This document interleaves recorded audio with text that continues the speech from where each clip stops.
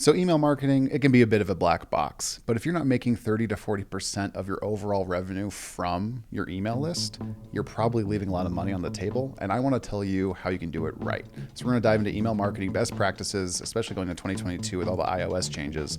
So let's dive in and learn how to do email marketing from one of the experts, Jimmy Kim. Here we go.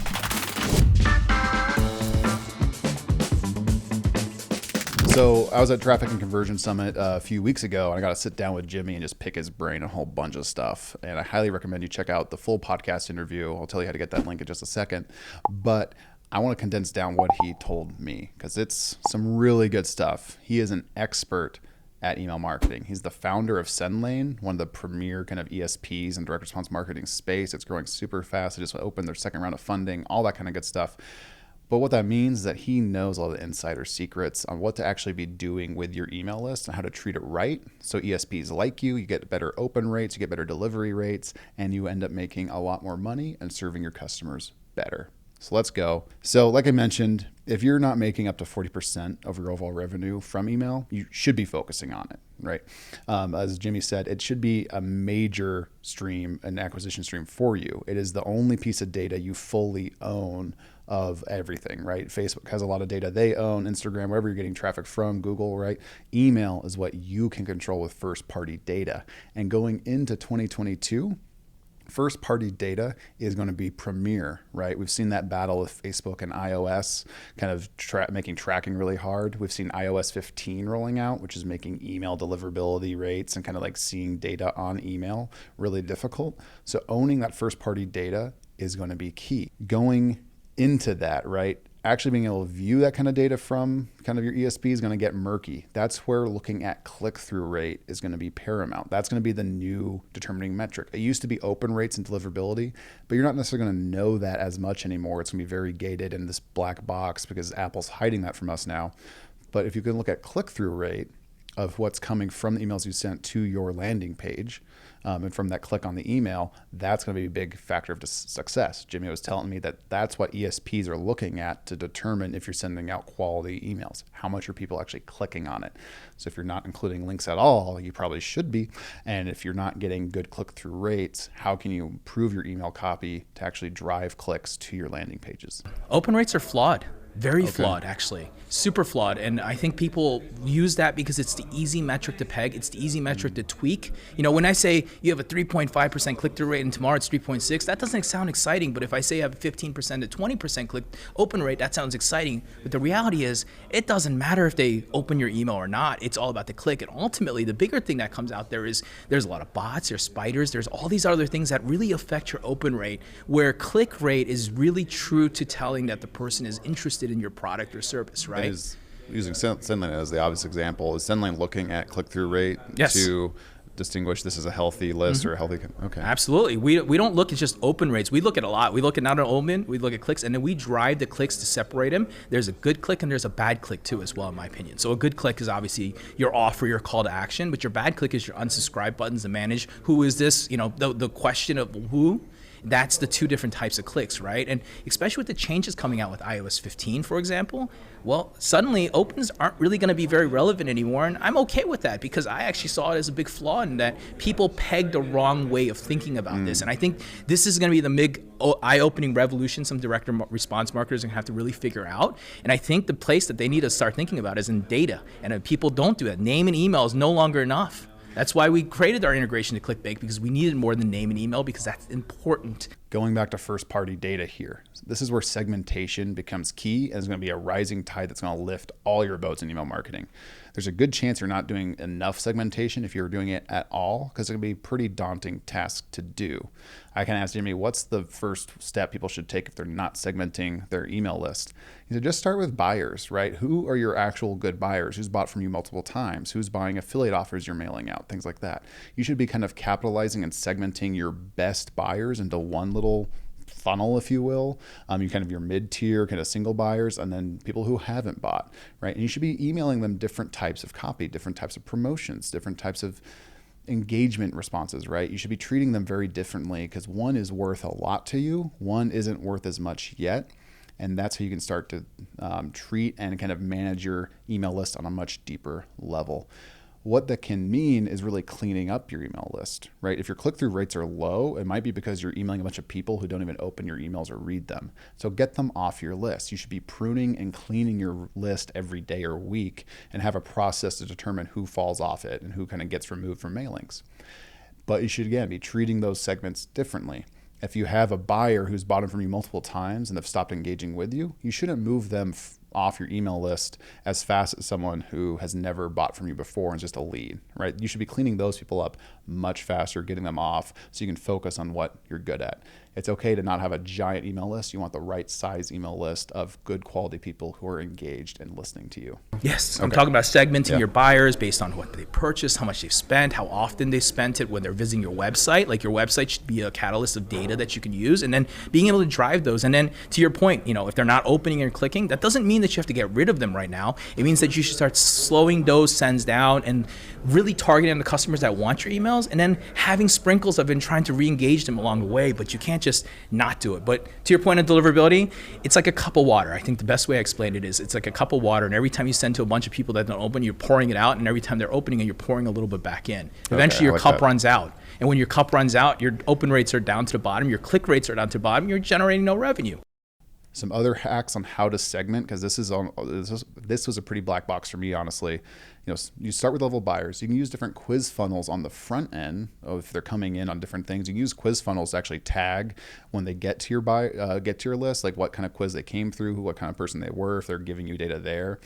Also, he was mentioning even affiliates. If you're just an affiliate with an email list, if you're sending to bridge pages you own and you have Google Analytics on there, that's a great way to get insights into your list, right? If you thought you have a male-centric list, but your Google Analytics on the bridge page that you're sending traffic to shows you that 70% women, right? That can be a big aha moment that you might have made misassumptions about, or it might show you geo or kind of different other big metrics like that where people are coming from and the type of people that are engaging with your emails, and you can cater to them that way. A big one for affiliates and kind of product owners out there who have big email lists is we like to use a lot of swipes, right? If I'm an affiliate, I'm going to say, hey, what's the best email swipe, or basically the copy that I should be sending to this list if I want to promote this offer? It's probably copy that was given to me by the seller, the vendor, the product owner. I'm going to copy and paste that, put it into my list or into my ESP because it's proven, and blast it out. Jimmy's saying, stop doing that, right? That is a surefire way to get in hot water with your ESP. Okay, because those types of copy paste pieces of copy, those are what get flagged for spam, and that's what's really easy to catch if you're doing, and that's what will get you in hot water, even if you're not even meaning to do that, right? So something he recommended is up to 40%, or at least 40% of that copy should be unique. You should be rewriting it in your own voice and how your customers are going to engage with it, how your list is going to engage with it, because no list is the same. They get content from you in different ways. They consume it differently. You've trained them to come onto the list in a different way.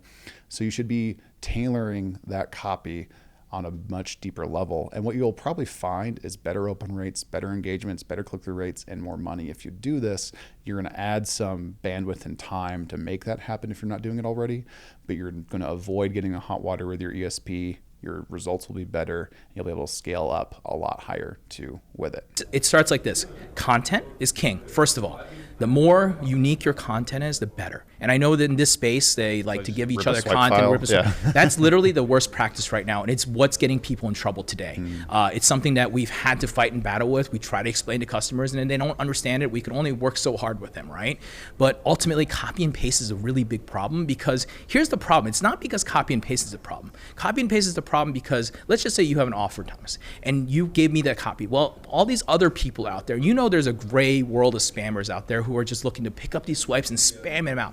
Well, when they do that, they gets filtered by the spam traps as this content, this subject line, this body are spam, obviously, because this spammer had done it. Yeah. And then here comes, goody two-shoe marketer over here, not looking to do anything bad, but then they take that same content and blast it. Well, what do the spam robots think? They're not humans. Remember, this is robots. They see content, same subject line, well, that must be spam. Domain must be spam. This must be the sender. Let's blacklist him.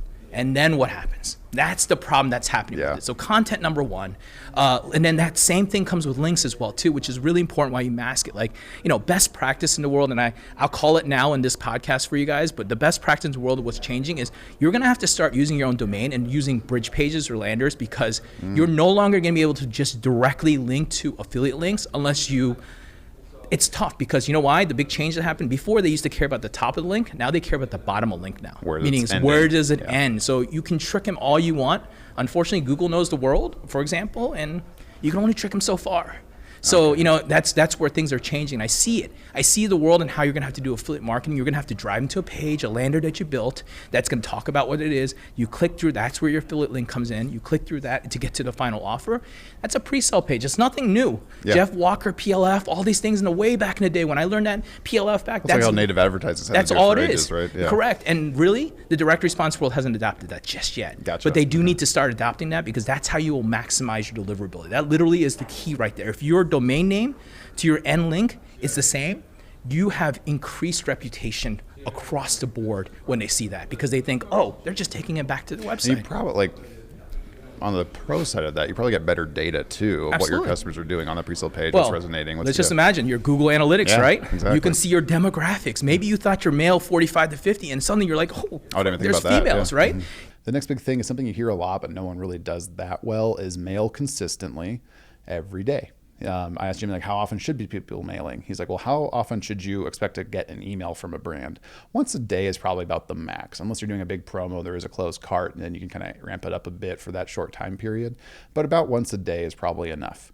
Again, especially that might be up to 3 different emails or more that are going out to different segments once a day, right? So you could be sending multiple emails to different segments because you're targeting different people different ways as you get better at segmenting. But about once a day and at the same time, be consistent with it. You said you're probably going to get some red flags if you're promoting at 8 p.m. when you usually do at 8 a.m. because you're going to get different people opening it. But that's probably a red herring saying that's actually not going to be a higher delivery rate. Just stay consistent. People will be more likely to open. They're going to expect it from you, and you can build it from there.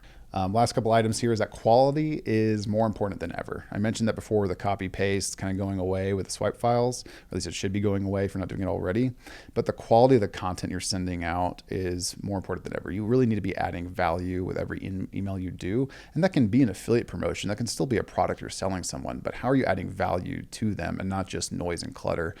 I think the big mistake you see in especially direct response marketing is people collecting a new customer and then just hitting them over the head with new offers, affiliate promos, just incessantly. And it's people just leave that. You know what's interesting? I always go back and say digital marketers or especially direct response marketers are usually ahead of the curve with a lot of things, right? They're always thinking ahead of the curve. How can they maximize revenue? But I think this is the one area that people haven't thought about because it hasn't been that important yet. And I think that yet is now starting to become more and more important. And that comes in 2 places. One, really just building the relationship and really treating your people like real people, but also using data behind that to understand it as well too. And I think the e-commerce space, in my opinion, more the physical world, has kind of actually carved that space a little bit better, where digital kind of is starting to kind of pick that up and say, hey, what if we take that information that we have, not just the purchase, but if they purchased the upsell or not, or how much they spent, how many times they repeated, are they purchasing again, are they engaging with you, opening with you, and using that information and data to actually deliver more meaningful messaging, right? And really work on the people that want to hear about your message. Because, in this space, what's really interesting about direct response is you sell a product, right? And you're trying to sell products that are complementary to what you're doing today, right? But that can get overwhelming kind of fast as well too. And I think that's where people need to start thinking about, hey, let's start sending more meaningful. It's about impact and about really being able to help the people and show them something great, but you don't want to overwhelm them. And then that's when they end up leaving you because they don't know what to do anymore. They bought a how to build a bird shelf or something, bird house or something, right? And they bought a thing like that. And then you start sending them woodworking things and other things, right? But eventually you get overwhelmed really fast, and I think attrition happens, and that's one thing we've seen in this market, especially with the people who are still doing the batch and blast type idea. Attrition is at an all-time high for those types of leads right now, yet the people who are actually building true relationships. When you say attrition, is that unsubscribe? Is that spam complaints? Is that kind of... All of the above, I think, is lead attrition is happening really fast in this space because the ones that aren't really taking care of them, but then you look at the ones that are really taking care of their customers, and they've got this lifelong journey and group. The demographics are changing. right? Email is still a very lucrative thing, especially with the younger demographics, but people are expecting a higher quality and they want to see a higher quality from you. So be leveling up your email game to match that. And then what kind of team is managing this, right? Because it sounds like a lot of work, and it should be, right? If it's 40% of your revenue, it should be a good team managing this, not just on autopilot copy paste. At scale, you're probably having 2 to 3 people working on this, right? You've got the actual person deciding which offers to promote. You've got the right person kind of segmenting and handling that. So you've got like the data guy, you got the email guy, and you've got the copywriter, right?